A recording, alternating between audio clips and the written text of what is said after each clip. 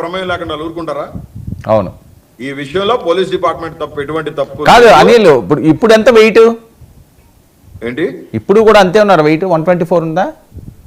లేదండి, ఇప్పుడు 96 ఉన్నాను. 30 కేజీలు కూడు గుడ్డలా కూడు నీళ్ళు. అదే 9 నెలలు జైల్లో నానా సంఖ్యలు నాగిపించి రాష్ట్రం అంతా ఒక 14,800 కిలోమీటర్లు తిప్పి, ఇటు శ్రీకాకుళం నుంచి అటు అనంతపురం దాకా తిప్పి 22 కేసులు పెట్టి పీటీ వారెంట్లు వేసి కస్టడీలకు తిప్పితే కూడలేదు సార్ మాకు జైల్లో. ఏంటి అసలు? నేను వెళ్ళిన రోజు వరకు బాగుంది ఫుడ్, అంటే బాగుందంటే ఇన్ ద సెన్స్ మంచిగా పెడుతున్నారు జైలు రూల్స్ అండ్ రెగ్యులేషన్స్ ప్రకారం. నేను వెళ్ళాను, నన్ను తీసుకెళ్లి పైన వేశారు, 11F లో వేశారు, స్నేహ బ్యారెక్ లో. ఇక అక్కడ శ్రీనివాస్ అని అతన్ని పెట్టారు. ఆయన పెద్ద కర్కోటకుడు, హెడ్ వాటర్ శ్రీనివాస్, ఎర్రగా ఉంటాడు, రాజమండ్రి నివాసి. ఆయన భయంకరమైన కర్కోటకుడు. ఆయన రమణ గారు, వాళ్ళిద్దరు భయంకరమైన కర్కోటకులు. ఎట్లా అంటే అండి, ఇంకా అసలు మంచినీళ్ళు కావాలని అడిగితే ఆ ఉచ్చల్ ట్యాంకీ దగ్గర ఒక చిన్న సింటెక్స్ ట్యాంకీ ఉంటుంది, ప్లేట్లో గడిగి మేము తాగడానికి మాకు ఆ మంచినీళ్ళు. అందరికేమో మినరల్ వాటర్, మాకు ఒక్కరికి ఆ ట్యాంకీ. అది కూడా ఏంటి, వాడేసిన వాటర్ బాటిల్స్ మాకు ఇచ్చి కర్రతో ఇలా నెట్టి వాళ్ళిద్దరు హార్డ్ కోర్ టీడీపీ జనసేన. లోపల ఫుల్ భజన పవన్ కళ్యాణ్ గారిది, చంద్రబాబు నాయుడు గారిది. ఎవరు? హెడ్ వాటర్ శ్రీనివాసు, రమణ గారు. అది ఎగ్జిక్యూటివ్ జైలర్ ఆయనే పెట్టారు వాళ్ళిద్దరిని. ఎవరు? దుర్గా రమేష్ పెట్టాడు వాళ్ళిద్దరిని. నో ఫుడ్, వేడి నీళ్లు, ఉప్పు, కారం, పచ్చి కూరగాయ ముక్కలు, నూకల జావన్నం. మొత్తం అన్ని రోజులు ఈ 9 నెలల్లో 9 నెలలు. ఇంకా రాజమండ్రిలో అయినా సరే కొంచెం వేడివేడిగా ఉండేది. అనంతపురం జైల్లో 1 మంత్ ఉన్నా, మంచినీళ్ళు తాగుతున్నా నీ సువాసన.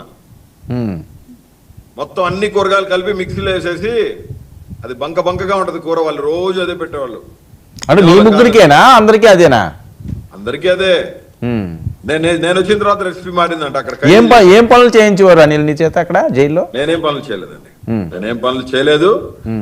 నేను ఎప్పుడు ఏ వర్క్ చేయలేదు. నేను రూమ్ లోనే ఉండేవాడిని, ప్రేయర్ చేసుకుంటూ ఉండేవాడిని, బైబిల్ చదివేవాడిని.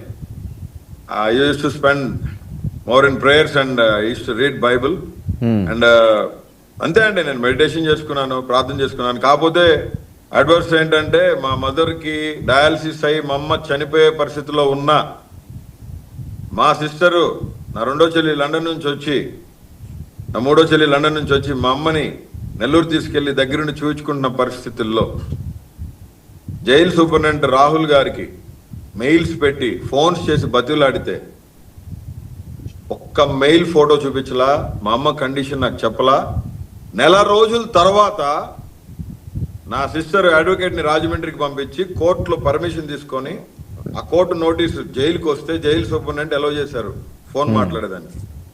అప్పుడు తెలిసింది mummy is in a death bed, bypass attend అవుతుంది, బీ బ్రేవ్, ప్రేయర్ చేయ అమ్మ కోసం, మమ్మీ నేను అడుగుతుందంటే ఆ వీడియో కాల్లో మా అమ్మని చూపించారు.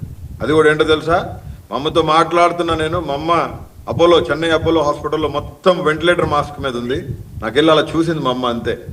అక్కడ కూడా వెనకాల 2 ఈ దుర్గా రమేష్ ఉంటాడు, ఎగ్జిక్యూటివ్ జైలరు. మానవత్వం, కనికరం. నేను అడిగే ఒకటే, దుర్గా రమేష్ కి భార్య పిల్లలు లేరా? మా ఉసురు